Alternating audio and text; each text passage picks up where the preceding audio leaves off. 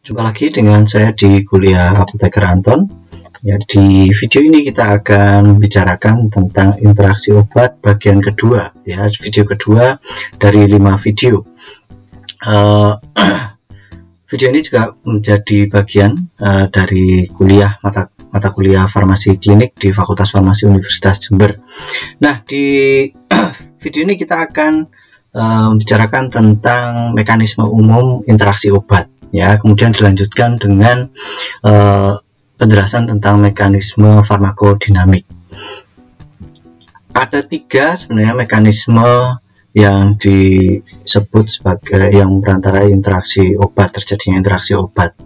Akan tetapi, ya, yang pertama adalah yang farmasetics atau farmastika, yang dimaksud mungkin tentang inkompatibilitas, ya, ketika misalnya eksipien dengan bahan aktif obat itu tidak mengalami kecocokan, mengalami inkompatibilitas. Itu juga terutama di teks-teks lama, ya, di teks-teks lama dia disebut sebagai juga interaksi obat. Tapi di teks-teks yang sekarang pada umumnya jarang disebut bahwa interaksi obat secara farmasetik atau yang namanya inkompatibilitas ini itu diikutsertakan gitu sebagai interaksi antara obat dengan obat. Nah, jadi sebaiknya dipisahkan gitu, ya. Tapi di sini saya kenalkan karena jika Anda mungkin membaca teks yang lama, Anda akan agak kebingungan gitu kalau kok ternyata ada farmastik kok gak diajari aku. Nah, makanya itu disinggung di sini. Baik, yang kedua adalah interaksi secara farmakodinamik, ya. Berarti ketika efek farmakologis suatu obat, ya, itu dipengaruhi oleh obat yang lain, ya. Secara detail nanti efek interaksi farmakodinamik ini akan dijelaskan juga di video ini. Di efeknya itu bisa jadi direct, bisa jadi juga indirect, ya. Kemudian ada interaksi secara farmakokinetik, ya. Berarti kalau farmakokinetika ini ada hubungannya dengan ADME atau absorption, kemudian distribution, metabolism, and excretion, ya. Jadi kalau karakteristik ADME dari suatu obat itu dipengaruhi oleh obat yang lain, ya. Yang obat yang lain itu disebut apa? Obat objek atau obat presipitan, ya. Silahkan Anda merenungkan, ya, pertanyaan ini tadi. Kalau Anda sudah bisa menjawab berarti sudah oke. Kalau belum bisa menjawab, kembali ke video yang sebelumnya, ya, kembali simak video yang sebelumnya. Baik, nah sekarang kita akan belajar tentang interaksi obat secara farmakodinamik, ya. Kalau tadi saya sebut ada aksi direct dan indirect, ya, langsung dan tak langsung. Ada juga untuk melihat interaksi obat secara farmakodinamik ada juga 3 pembagiannya, yakni kita ngomongkan dulu bahwa interaksi farmakodinamik ini lebih jarang dipelajari daripada yang interaksi farmakokinetik, ya. Jadi dokumentasi tentang ini relatif jarang. Kenapa? Ya, ada alasannya kenapa kok bisa seperti itu, ya. Karena pengetahuan kita itu masih terbatas tentang mekanisme aksi yang secara detail, ya, dan juga pengetahuan tentang hubungan drug response, ya, antara obat dengan responsnya, ya. Sebagai contoh, ya, di literatur New et al. Ini disebutkan misalnya contohnya aspirin saja, obat yang umurnya sudah 100 tahun lebih, itu mekanismenya itu, ya, sampai sekarang masih dipelajari begitu, ya, masih dipelajari. Jadi tidak betul-betul komplit pengetahuan kita tentang farmakologi suatu obat gitu, ya. Itu obat yang sintetis, ya, sintetis.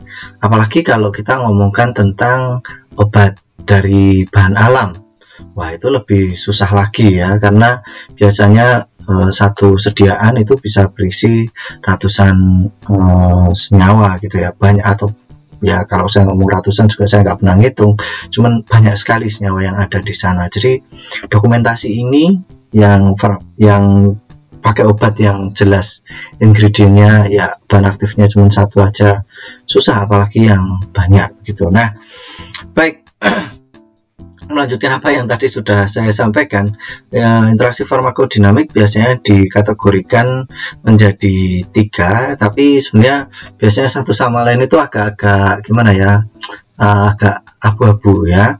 Kalau secara konseptual atau matematis itu bisa dibagi demikian, tapi di kenyataannya biasanya kita agak susah untuk bilang oh ya ini yang macamnya yang seperti ini atau yang seperti itu gitu ya. Yang pertama adalah interaksi yang aditif, yang bersifat aditif ya. Aditif itu berarti penjumlahan, maka di sini saya simpulkan dengan tanda sama dengan gitu ya. Jadi ketika efek gabungan dari kedua obat itu sama dengan efek penjumlahan dari efek masing-masing obat ya, itu kita sebut sebagai aditif ya. Dengan pemodelan matematika ya, yang dibahas di literatur New et al. Itu dia bisa untuk memang ada pemodelan yang bisa digunakan untuk melihat efek farmakodinamik yang aditif dan juga nanti yang lain. Tapi kalau secara awam ya, bagi kita orang awam tentang pemodelan matematika, kita akan agak susah untuk ngarani oh ini yang aditif, oh ini yang lain gitu ya. Nah gampangannya ya untuk mengingat-ingat yang aditif ini karena ad ya, penambahan gitu ya, 1 tambah 1 sama dengan 2. Jadi kalau disimbolkan ada 2 kotak yang ukurannya sama ya, kalau mereka digabungkan ya oke, mereka luasannya juga sama gitu ya. Nah kalau yang sinergistik ini fenomena sinergi itu berarti hasil gabungan ya, performa dari gabungannya ini lebih besar daripada jika dilakukan oleh masing-masing ya, masing-masing obat penyusunnya gitu ya. Nah kerja bakti di kampung itu ilustrasi untuk sinergistik gitu ya, sinergistik. Nah 1 tambah di sini secara matematis gampangannya ya 1 tambah 1 sama dengan 3 gitu ya. Ya agak aneh kok 1 tambah 1 sama dengan 3, tapi maksudnya di sini hasilnya itu gampangannya jembatan kemudahan untuk menghafalkannya, berarti hasilnya yaitu lebih besar daripada ketika masing-masing itu bekerja sendiri-sendiri ya. Atau kalau disimpulkan 2 persegi itu digabungkan itu jadi malah lebih besar gitu ya. Kemudian yang antagonistik ya, yang kelompok ketiga terakhir ada antagonistik ketika overall efeknya itu lebih kecil ya dari masing-masing. Berarti kalau 1 tambah 1 tetap 1 gitu ya, atau bahkan malah 1 tambah 1 bisa jadi malah 0 ya, karena antagonis ya, bahkan bisa jadi saling meniadakan, menegasikan gitu ya. Jadi ya tetap seperti ini ya. Ini hanya untuk yang di bawah ini hanya untuk mempermudah Anda belajar atau mengingat ada komponen interaksi farmakodinamik secara aditif, sinergistik, dan antagonistik ya. Yang kita inginkan biasanya yang aditif dan sinergistik ya. Antagonistik oke, misalnya bisa dipakai untuk terapi antidot ya, seperti itulah. Baik, nah contoh yang menguntungkan dari penggunaan bersama atau interaksi obat ya yang secara farmakodinamik, yakni kombinasi obat analgesik ya, misalnya obat yang opioid dan yang non opioid ya, non narkotik digabungkan doer ya. Meskipun obat turunan opioid belum tentu narkotika ya, tapi di sini saya maksudnya di sini saya ingin mengatakan yang non narkotik itu yang maksudnya analgesik yang non narkotik gitu ya. Kalau dijadikan satu ya, mereka bisa lebih ini. Kenapa? Karena biasanya yang seperti ini adalah mereka bekerja pada mekanisme mekanisme aksi yang berbeda ya, dari yang berbeda. Jadi mereka bisa lebih bermanfaat gitu ya, tidak bersaing tapi malah memberikan hasil yang dampak yang tadi sinergistik bisa jadi ya. Tapi sinergistik atau aditif ya itu kadang agak membingungkan. Kemudian kombinasi dari obat antiretroviral ya, obat antiretroviral, obat HIV AIDS ya. Jadi biasanya pasien menerima pasien HIV biasanya menerima lebih dari 1 obat antiretroviral. Kemudian juga obat anti tuberkulosis ya, untuk pengobatan TB. Pasien TB baru pasti langsung mendapatkan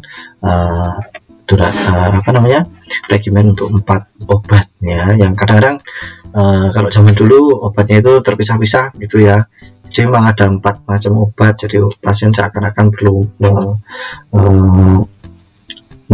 minum banyak obat gitu ya. Kalau sekarang ada fixed dose combination, jadi dalam satu sediaan itu sudah langsung ada obat lebih dari 1. Nah, yang lain adalah anti cancer ya, anti cancer. Contohnya paclitaxel dengan carboplatin. Kalau paclitaxel ditambahkan dengan carboplatin, kalau dibandingkan dengan carboplatin saja, ternyata yang gabungan paclitaxel dengan carboplatin ini itu toksisitas di darahnya itu jauh lebih kurang ya, jauh berkurang ya, yang muncul itu lebih kurang. Lebih sedikit gitu ya, lebih kurang.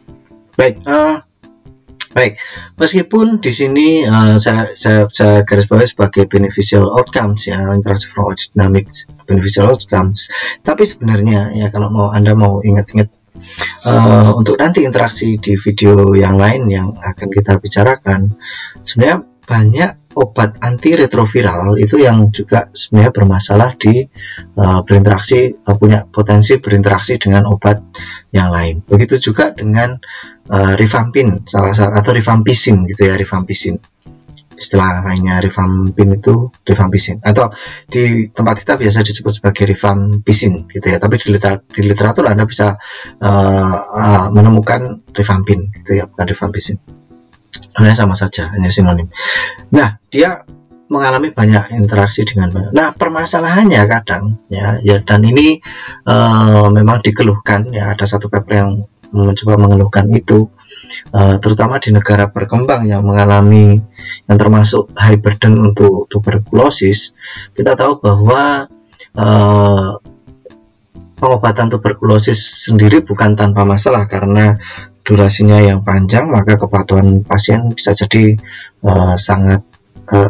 durasi ini sangat mempengaruhi kepatuhan pasien, dalam arti bisa menurunkan kepatuhan pasien. Di sisi lain ya, negara-negara yang mengalami yang sebagai high burden countries untuk tuberkulosis itu juga kadangkala itu juga sebagai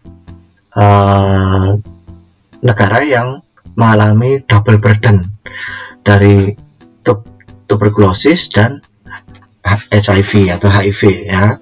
Jadi penggunaan keduanya itu sangat rentan sekali terjadinya ini ya. Tapi dengan kehati-hatian, dengan monitoring yang pas, itu bisa di manage ya interaksi obat ini ya. Baik, kemudian yang adverse outcomes ya, contohnya adalah fluoroquinolones dan misalnya ciprofloxacin dengan macrolida erythromycin ya.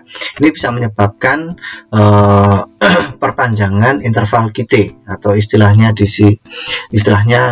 tourse de pointe ya, dari istilah bahasa Prancis, tulisannya torsades de pointes ya, torsades de pointes ya, dibaca tourse de pointe kalau nggak salah. Saya cuma diajari mahasiswa saya dulu ya, dan ini kondisi ini bisa life threatening ya.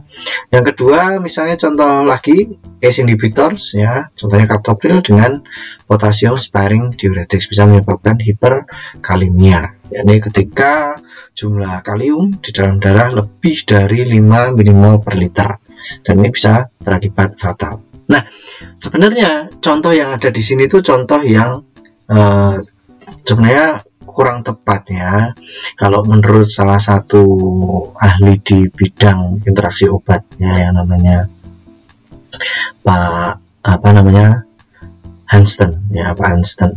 Nah, Pak Hansten ini bilang kalau interaksi satu obat dengan obat yang lain itu sebenarnya belum tentu ya. Misalnya interaksi antara ciprofloxacin dengan erythromycin itu belum tentu menggambarkan interaksi antara golongan masing-masing dari obat ini. Jadi belum tentu menggambarkan atau memiliki kesamaan ya, dalam arti obat-obat di golongan fluoroquinolone nggak semuanya itu tentu kalau digunakan bersama dengan makrolida itu juga memiliki risiko yang sama dibandingkan dengan ketika ciprofloxacin dan erythromycin.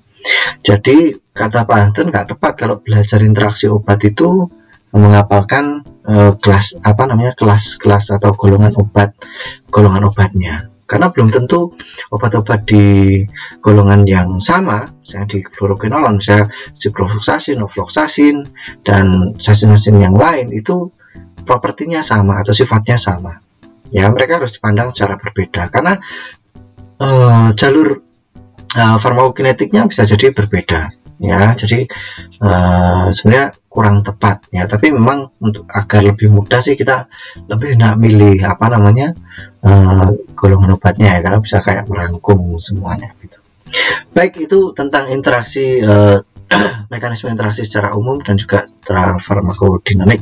Semoga membantu ya. Oh, yang lain masih ada contoh satu lagi antara inhibitor dengan diuretik thiazid ya, itu bisa menyebabkan pipis banyak dan juga hipotensi. Baik, demikian video ini, semoga bermanfaat ya. Masih ada 3 video yang lain, referensinya ini dan juga terima kasih untuk Slides Carnival, Unsplash Pixabay, Font Shadow into Light, Vanilla Round, Background Speech dan juga sound yang ada di sini dari Orange Free Sound ya. Baik, terima kasih, sampai jumpa, semoga berguna.